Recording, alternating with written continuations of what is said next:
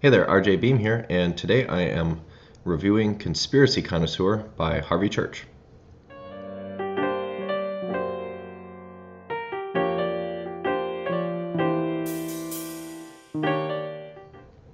Welcome back to Premeditated Fiction.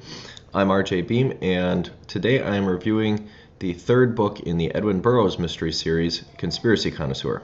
If you haven't read the first two books in the series, they're worth checking out. Very good, solid stories. However, this one is a standalone story, so you do not need to have read the previous books to pick this one up and go with it.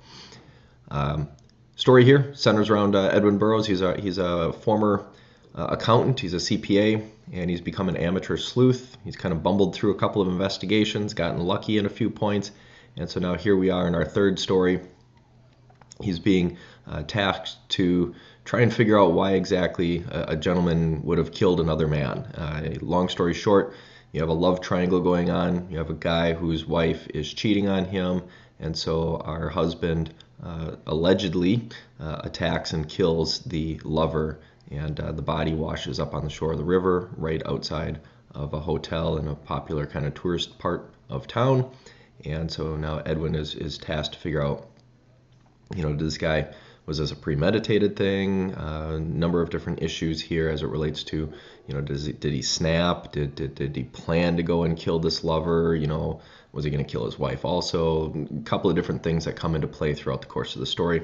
Ain't going to give you any spoilers though, so you got to read it to find out how everything goes. Very well written story. Harvey Church has got this really cool voice.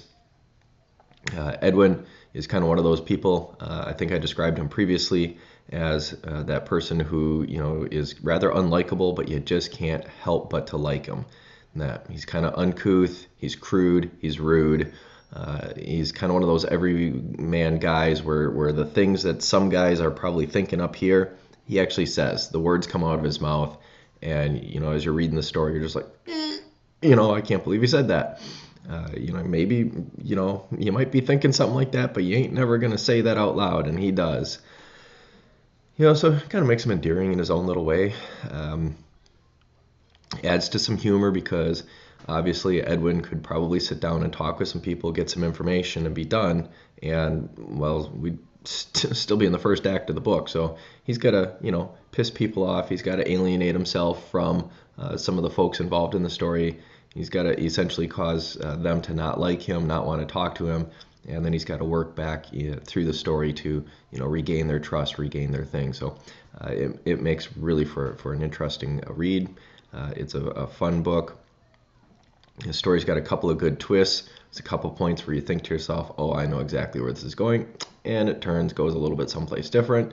Just when you start to think again, like, haha, okay, this is what's going to happen. This is how it's going to end. No, we twist again. So Harvey Church does a pretty good job, and he's done it in his last two books also, where he keeps feeding you little pieces of information, not totally misguiding you, but letting you to believe that this could be going a couple different ways, and by the time you get to the end, you're feeling pretty satisfied, or at least I felt pretty satisfied.